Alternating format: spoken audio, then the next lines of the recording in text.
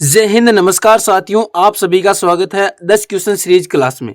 तो ध्यान से देखना, 10 क्वेश्चन के आंसर बहुत ही अच्छी तरीके से देना और रिपीट क्लासेज है, आपका रिवीजन हो जाएगा, ध्यान रखना।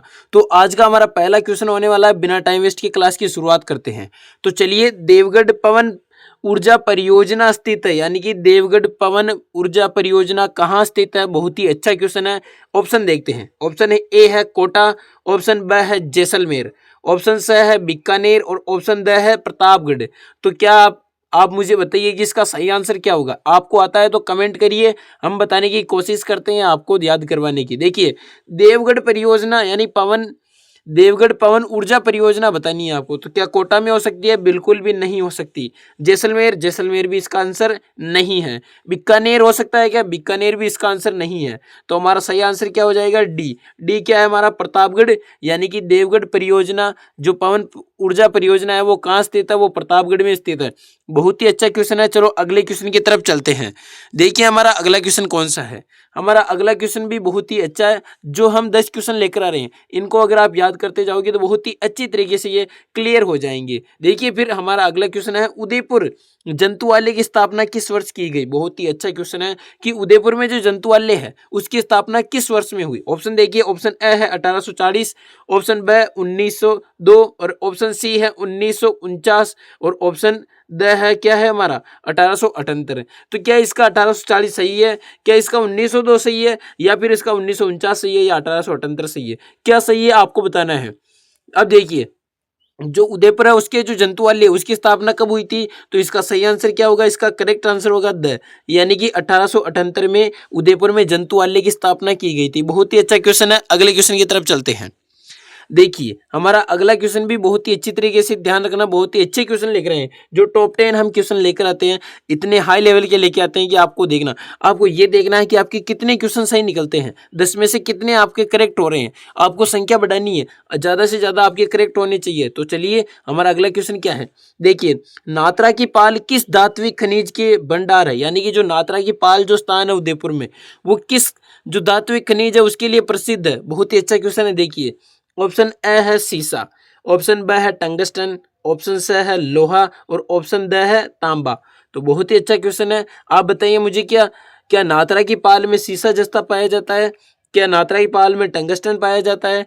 क्या नात्रा की पाल में लोहा पाया जाता है? या नात्रा की पाल में तांबा पाया जाता है? जैसे ये आप नात्रा की पाल नाम सुन रहे हो, उसी तरह आपने सुना होगा नौ चौकी पाल। वहाँ भी बहुत ही अच्छे क्या है प्रसिद्ध, क्या है नौ चौकी पाल क्यों प्रसिद्ध है? वहाँ पर क्या है, जो 25 शिलाओं पर क्या है राज प्रशस्ति लगी हुई है।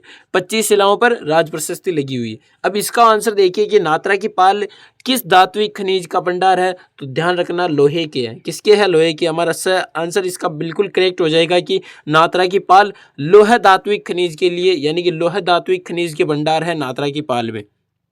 चलते हैं अगले क्वेश्चन की तरफ। तो चलिए देखते हैं, हमारा अगला क्वेश्चन बहुत ही अच्छा है और ध्यान रखना, बहुत ही अच्छे लेवल के क्वेश्चन लेके आए हैं। देखिए, जयसमंद अभ्यारण्य यानी कि जयसमंद अभ्यारण्य किस जिले में स्थित है? बहुत ही अच्छा क्वेश्चन है कि जो जयसमंद है वो जो अभ्यारण्य वो किस जिले में जो स्थित है। अब देखो, ऑप्शन ए है उदयपुर, ऑप्शन बी है करौली, ऑप्शन सी है सलूम्बर और ऑप्शन डी है भरतपुर। अब आपको देखना है कि इन चारों में से आपके कौन सा सही हो सकता है।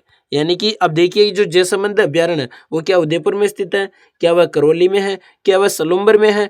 क्या वह भरतपुर में? तो इसका सही आंसर होगा स, यानी कि स से सलूम्बर। यानी कि जयसमंद अभ्यारण्य कहाँ पर स्थित है? सलूम्बर जिले में। कहाँ पर है? सलूम्बर जिले में। बहुत ही अच्छे तरीके से आंसर आ रहे हैं। आप हमें कमेंट करके बताना है कि 10 में से आपके कितने सही हो रहे हैं, कितने आपके करेक्ट हो रहे हैं। ध्यान रखना, कमेंट करके बताना जरूर कि आपके कितने सही हो रहे हैं। चलो अगले क्वेश्चन की तरफ चलते हैं। बहुत ही अच्छे लेवल के क्वेश्चन है। अब देखिए, राजस्थान का एकमात्र जिला, यानी कि जो राजस्थान का एक ऐसा मात्र जिला, वो केवल एक, जहां 2 प्रकार की जलवायु पाई जाती है। यानी कि वो ऐसा जिला हो जिसमें 2 प्रकार की जलवायु पाई जाती है। तो देखते हैं, क्या प्रतापगढ़ हो सकता है? क्या इसका आंसर अलवर हो सकता है? क्या इसका आंसर सलूम्बर हो सकता है? क्या इसका आंसर बांसवाड़ा हो सकता है? अब देखिए, प्रतापगढ़ देखिए कहाँ पर स्थित है, फिर देखिए अलवर कहाँ स्थित है, फिर देखिए सलुम्बर कहाँ स्थित है, फिर देखिए बांसवाड़ा कहाँ स्थित है। अगर आपको जब तक मैप याद नहीं होगा, राजस्थान का नक्शा अगर आपको कंफर्म याद नहीं होगा, तब तक आप बहुत सारे भूगोल के ऐसे क्वेश्चन होंगे जिसका आंसर आप नहीं दे पाएंगे। तो बताइए, राजस्थान का एकमात्र ऐसा जिला जहाँ पर 2 प्रकार की जलवायु पाई जाती है।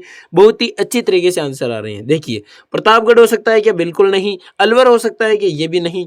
सलुम्बर भी नहीं हो सकता। तो क्या बचा हमारे पास? ऑप्शन द, यानी कि द से क्या होगा? बांसवाड़ा बिल्कुल करेक्ट आंसर है। यानी कि एकमात्र ऐसा जिला है बांसवाड़ा जहां 2 प्रकार की जलवायु पाई जाती है। अब चलते हैं अगले क्वेश्चन की तरफ। देखिए, हमारा अगला क्वेश्चन है बाण माता। बहुत ही अच्छी तरीके से सुनना। बाण माता का मंदिर किस जिले में स्थित है? बहुत ही अच्छा क्वेश्चन है। देखिए, बाण माता का मंदिर किस जिले में स्थित है? देखिए, ऑप्शन ए है जोधपुर ग्रामीण। अब देखो, ग्रामीण तो हट चुका है, तो क्या बच गया? जोधपुर, यानी कि जोधपुर। इनको थोड़ा करेक्शन कर लेते हैं, थोड़ा सा इनको क्या करते हैं, जो ऑप्शन है हमारे उनको चेंज करते हैं। तो वैसे देखा जाए तो चेंज ही मान लो, क्रॉस लगा देना इनकी, कोई बात नहीं। जैसे जोधपुर, इसको ग्रामीण को डिलीट कर दो, डिलीट मार दो ग्रामीण। अब बिल्कुल नहीं तो शहर है नहीं, यानी कि एक प्रकार से जिला हट गया, तो इसको भी आपको नॉलेज होनी चाहिए। अब देखिए, जो हमारा क्वेश्चन क्या था मेन, तो वो ध्यान रखो कि बाण माता मंदिर किस जिले में स्थित है? क्या जोधपुर में स्थित है? क्या जयपुर में स्थित है? क्या प्रतापगढ़ में स्थित है? या फिर धौलपुर में स्थित है? बहुत ही अच्छा क्वेश्चन है, ध्यान से सुनना कि जो बाण माता है उसका मंदिर जोधपुर में स्थित है क्या? बिल्कुल नहीं है। जयपुर में है क्या? बिल्कुल नहीं है जयपुर में। धौलपुर में भी नहीं है। हमारा सही आंसर क्या है? स, यानी कि प्रतापगढ़ में क्या है? बाण माता मंदिर स्थित है। यानी बाण माता का मंदिर कहाँ पर स्थित है? प्रतापगढ़ में। और आप हमें यह बताना कि बाण माता किस वंश की कुलदेवी है। बहुत ही अच्छी तरीके से क्वेश्चन को ध्यान से सुनना और कमेंट में आंसर बताना कि बाण माता किस वंश की कुलदेवी है। चलो अगले क्वेश्चन की तरफ चलते हैं। अब देखिए, बहुत ही अच्छा क्वेश्चन है कि संत मावजी जो निष्कलंक संप्रदाय के जो उनको स्थापित करने वाले हैं संत मावजी, यानी कि संत मावजी निष्कलंक संप्रदाय से जुड़े हुए हैं। तो संत मावजी महाराज का पेनोरमा किस जिले में स्थित है? बहुत ही अच्छा क्वेश्चन है। देखिए, ए है जालोर में हो सकता है क्या? चूरू में है क्या इसका संत मावजी का पेनोरमा? इनका सापुरा में है क्या? या डूंगरपुर में है क्या? बहुत ही अच्छा क्वेश्चन है। वापिस क्वेश्चन सुनो कि संत मावजी है उन जो महाराज है, उनका पेनोरमा किस जिले में स्थित है?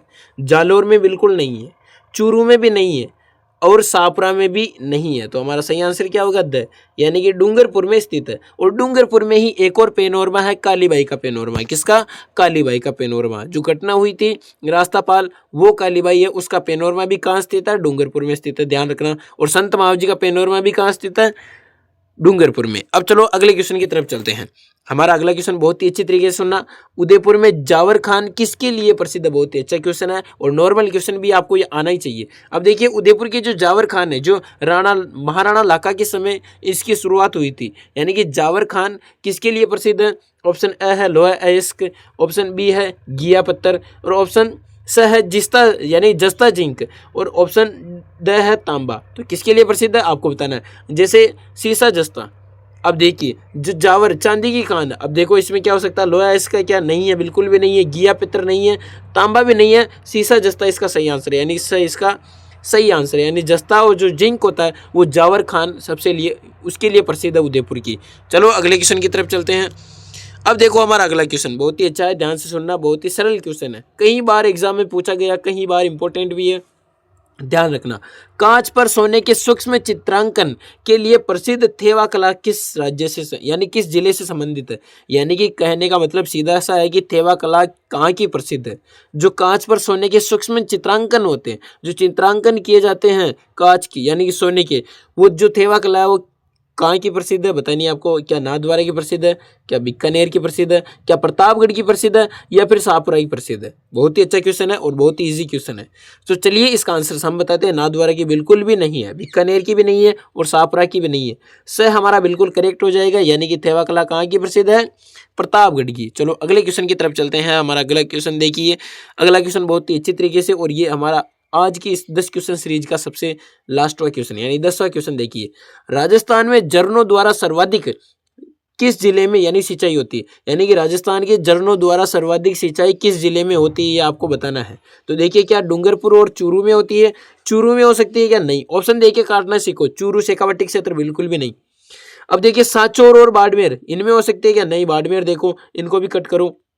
फिर देखो नागौर पाली, नागौर पाली वाला भी वही एरिया गया, कौन सा, रेगिस्तान वाला। तो हमारा सही आंसर क्या हो जाएगा, द, यानी कि बांसवाड़ा डूंगरपुर बिल्कुल करेक्ट आंसर है। तो इसी तरीके से हमारे 10 क्वेश्चन सीरीज में जुड़ते रहिए ताकि आपका रिवीजन होता रहेगा और बहुत ही अच्छी तरीके से जीके का लेवल बढ़ जाएगा। तो तब तक के लिए अगर आपको ये क्लास अच्छी लगी हो तो लाइक करना और राजस्थान जीके प्रेमियों के साथ ये क्लास शेयर कर देना ताकि उनको भी कुछ ना कुछ सीखने को मिल जाए। तो तब तक के लिए आप मस्त रहिए, स्वस्थ रहिए और इसी तरह अपना ज्ञान बढ़ाते रहिए। तब तक के लिए जय हिंद, जय भारत।